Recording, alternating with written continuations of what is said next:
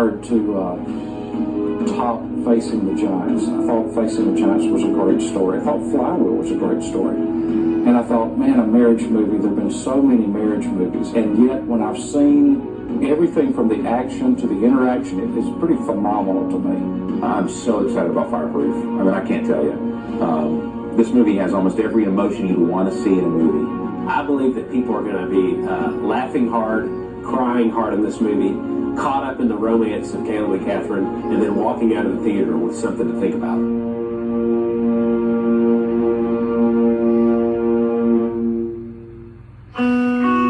Fireproof is about a marriage that's slowly dissolving.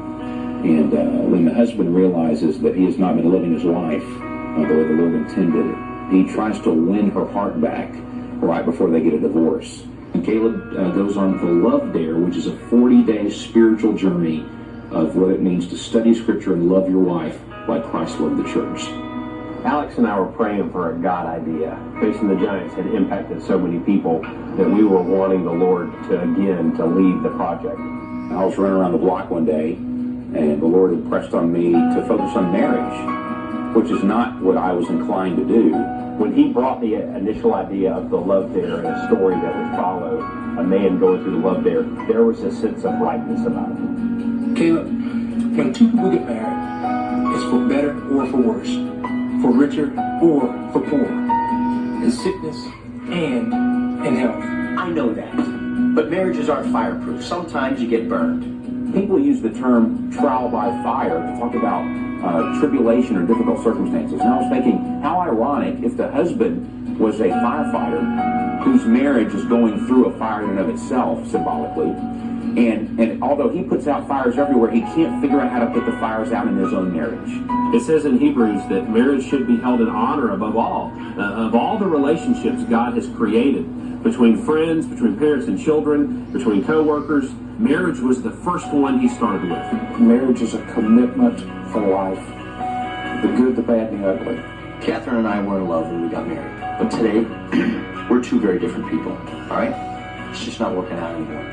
People don't get married because they hate each other. People get married because there was a spark of something that was special, and they decided they wanted to live the rest of their lives together. And somewhere along the journey, things fall apart. Most of the love story movies you go see and you go to happen and it leads up to marriage, or they meet, they fall in love, they have problems trying to get there, they get there. We want to take a marriage that is in the middle of the daily struggles that most people can relate to that are married, the selfish tendencies that we sometimes have, the blandness that can occur in a marriage, and start there. How do you put life back into that marriage? Catherine, what is the problem? Did I offend you by walking in the door this morning? We have things in our house that need fixing. Like what? The back door needs to be painted, the yard needs better landscaping, and I keep telling you I want to put more shelves in the closet. Those are called preferences, Catherine. Those are not needs. Couples struggle with the same things all over the world. They don't know how to communicate. They don't know their roles. They don't know how to love one another unconditionally. At some point, they quit talking, they quit communicating, they quit sharing. This is how I feel. This is what I think. You know, I've got all this pressure on me, and the only thing you ever do for anybody is for yourself. Let me tell you something. You don't know the first thing about pressure. All right? You think I put out house fires for myself? You have no idea what I go through. Oh, yeah, but what do you do around here other than watch TV and waste time on the internet?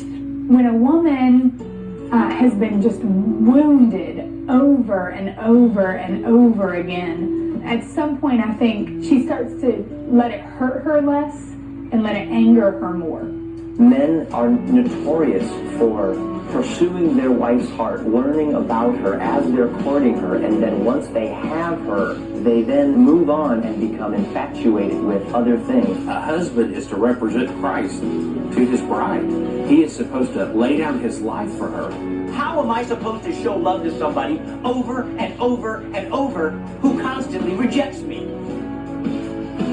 You can't love her because you can't give her what you don't have. The Caleb character in this movie is selfish. He starts the Love Dare. He could care less. The only time his heart changes is when he gives his heart to God. You did not give up on me, and I am not giving up on my wife. Just like we don't deserve God's love for us, our spouse doesn't always deserve love, but you still love anyway.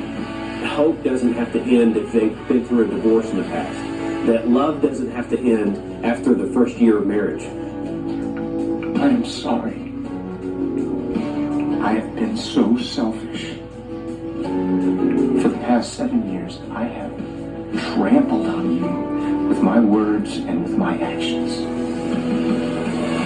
We hope that through Fireproof that men will see an example of leadership in the home and leadership in the marriage, and for them to have in the back of their minds, I want to do what Caleb Holt did for my wife. I want to lay down my life for her, not just if she were to be caught up in a fire, but every day in how I serve her. What we do in marriage impacts the next generation and how they view commitment, how they view love, how they have hope.